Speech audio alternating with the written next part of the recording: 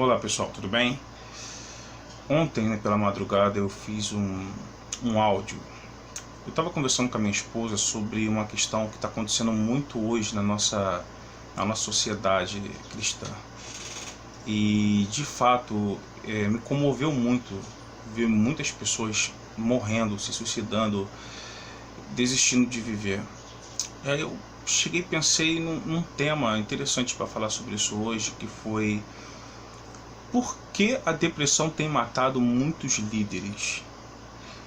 Não diretamente só o lado evangélico, mas também atentando para líderes de empresa, líderes familiares, enfim.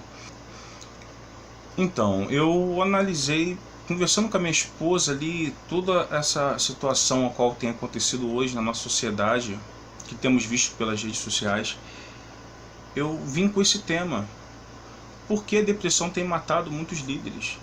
E eu falei assim: amor, eu vou fazer um áudio. Já era umas 2:30 da madrugada, eu decidi fazer um áudio porque não tinha como fazer um vídeo. Então eu fiz um áudio, eu quero colocar para vocês entenderem a minha visão sobre isso, tá? Deixando claro que é minha visão, o porquê disso está acontecendo. E quando você escutar totalmente esse áudio, compartilhe com uma pessoa que você acha que necessite escutar, tá bom? Se acaso você concordar com o que eu falei, ok? Então, eu estava conversando com a minha esposa aqui agora, uma situação muito complicada sobre a igreja. E eu acho que pegou uma luz, sabe? Eu acho que Deus, ele pode ter falado comigo nesse momento. Eu queria dividir isso com vocês, entendeu? Eu tenho visto muito hoje nas redes sociais de pastores que estão se matando. Eu também tenho visto líderes normais também, músicos, enfim, pessoas que acreditam muito em Deus têm se matado ultimamente, deixado cartas descrevendo o motivo do suicídio. E aí eu comecei a analisar assim: como assim? Você conhece a palavra e sabe da situação da palavra? O que está acontecendo com as pessoas? Estão vivendo um mundo hoje tipo Judas, onde faz uma situação e entra em desespero e se mata. E na verdade não é bem assim. As pessoas não estão se matando por culpa. As pessoas estão se matando porque elas já estão com seus copos vazios. Aí você me pergunta assim: por que elas estão com seus copos vazios? A questão é bem séria, que eu vou explicar para vocês. Em geral, as pessoas em si, elas manipulam uma vida de mentira. Para começar, ninguém é perfeito. A pessoa sendo cristã ou não, ela não é perfeita, ela é uma pessoa normal. E quando ela vive no meio de querer buscar tanto a perfeição a qual ela não existe, ela entra em conflito pessoal, porque uma hora ela é uma coisa e depois ela se torna outra coisa. Ela não é 100% verdadeira com si mesmo, entendeu? Consigo mesmo. E isso sim causa uma turbulência. Eu vejo líderes se matando hoje por um simples fator. Tipo, um exemplo que vem na minha cabeça agora por exemplo, esse líder tem um copo d'água, ele vai dando um golinho para cada um. Ele vai simplesmente dando um golinho de água para cada um. E esses golinhos d'água vai saciando a sede dessas pessoas que necessitam, que estão orando ali na igreja, que estão buscando ali. Só que chega uma hora que ele precisa de um gole d'água. Chega uma hora que a família dele precisa de um gole d'água. E ele não consegue ver dar um gole d'água para a esposa, nem para os seus filhos. Ele mesmo não consegue beber, ele fica sedento de sede. E você consegue compreender uma coisa: uma pessoa quando está com muita sede, ela começa a ficar fraca. Uma pessoa quando ela está com muita sede, ela começa a perder o equilíbrio emocional das coisas. Ela começa a ver miragem, ela começa a perder o controle.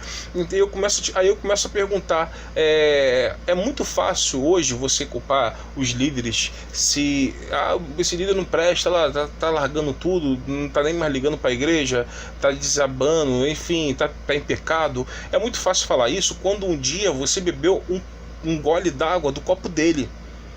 É muito fácil disso. Em algum momento da sua vida você já se imaginou dar um pouco da sua água, a qual você esconde só para si, para ele?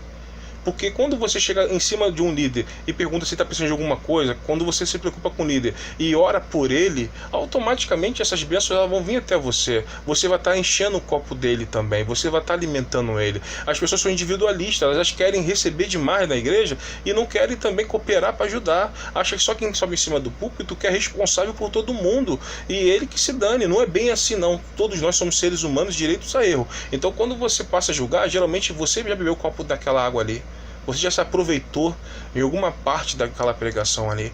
Então, assim, o que eu estou conseguindo compreender, eu estou falando isso pela minha própria vida, que fui cristão fidedigno durante anos da minha vida e tive uma trava durante um tempo por esse fator, é porque você acaba doando demais a sua água e chega uma hora que você não tem nem para matar a sua própria sede. Você tem o maior exemplo dessa situação é de Jesus. Jesus, sabemos que ele é um Deus, sabemos que ele é o Todo-Poderoso, sabemos que ele é o Filho do Altíssimo e ele veio para nos libertar. Mas se não fosse por esse motivo, se Jesus fosse simplesmente só um servo de Deus, ele foi morto, pregado numa cruz, porque toda a sua água já tinha acabado, já estava esgotada. Ele doou tudo que ele tinha que doar. E ao ponto de depois aquele povo massacrar. O próprio povo que ele estava abençoando era o povo que estava dizendo para crucificá-lo. E hoje não é diferente. Hoje não é diferente da minha vida, na vida de outras pessoas.